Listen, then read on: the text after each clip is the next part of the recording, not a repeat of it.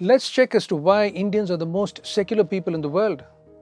The most important reasons for Indian being secular and are able to accept all gods, different religions, different practices, different customs is because of our rishis, sages, saints, philosophies, philosophers, religious texts, etc. And the credit must go to them for positioning God in our country. They deserve credit for shaping the spiritual foundation of our country and for fostering an inclusive approach to divinity. Please note that the order in which I am presenting these reasons does not imply any hierarchy or reflect a chronological sequence. Our sages studied human psychology so deeply and understood as to how one would behave individually and collectively when it comes to God, religion, acceptance of other gods, different practices, etc., and felt that positioning God is strategic and paramount to the society being free from violence. To think of positioning God itself requires an incredible level of foresight, intelligence, and utmost care for the society and humanity, which no other civilization could even comprehend. So they had to be very careful while positioning gods, since they had the option of creating either a single god or many gods. But our sages understood the kind of challenges and complexities that the humans will encounter when it comes to accepting a single god vis-a-vis many gods. For example, they knew that the manifestations of gods will be many and in different forms, shapes, and size, and so no one-size-fits-all model will work while positioning God. To even conceive that there will be many manifestations of God is an incredible intellectual and philosophical feat. So they opted for many gods, and it was not just in hundreds or thousands, but in millions. We had 33 crore gods or 330 million gods. Can you believe this? In fact, it was more than the population of India at one point of time, and it was made very clear that behind all this is a single powerful God. This is what you call as the genius of diversity in divinity, which is one of India's greatest invention and the best gift to the world. You'll be stunned if only you know the incredible intellectual capacity that is invested behind the idea of creating 330 million gods, which is the premise for India being a secular society forever.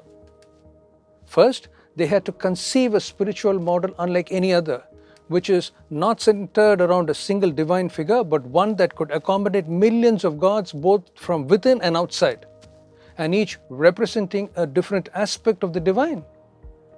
This was not a random act of imagination. It was a deeply thought out civilizational design, one that required immense intellectual rigor.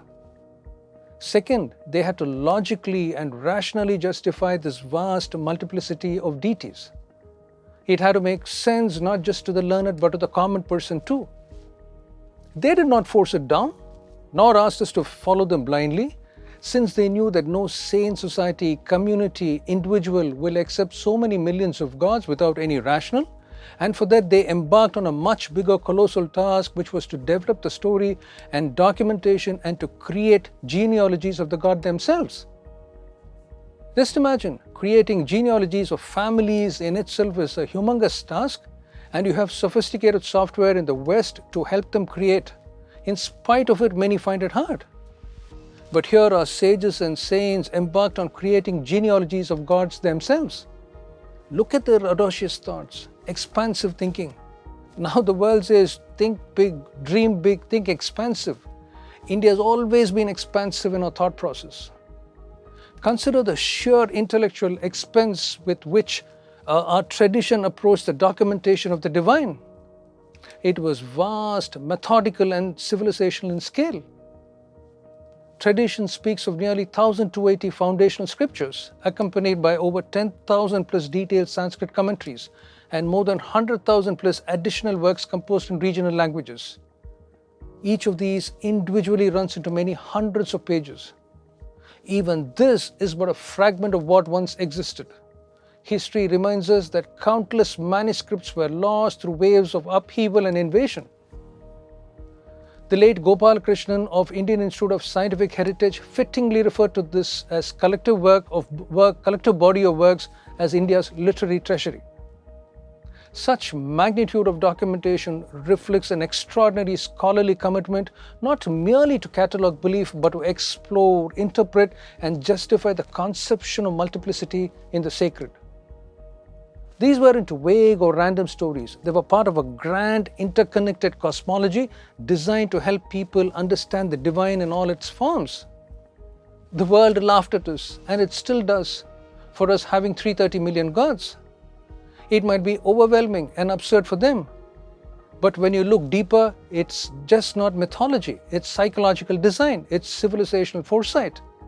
It is the very foundation of why India, despite its complexities, has managed to live with so many faiths, so many languages, and so many ways of being, that diversity in belief is not a conflict, it's a constant. So the idea of creating 330 million gods was not just a mythological construct, it was an ingenious civilizational design. A spiritual ecology so vast and diverse that it trained an entire population to think inclusively long before the term secularism even entered modern vocabulary. Our temples, our traditions, and our gods do not divide us. They prepare us to live in a world of differences. It's a homegrown philosophy rooted in spiritual pluralism nurtured over thousands of years. It's designed not to see other gods as threats or as kafirs or as heathens, because the system designed is just not for tolerating diversity, it's built to include it. They deeply understood that for any civilization to remain peaceful and spiritually integrated, its people must have a shared relationship with the divine.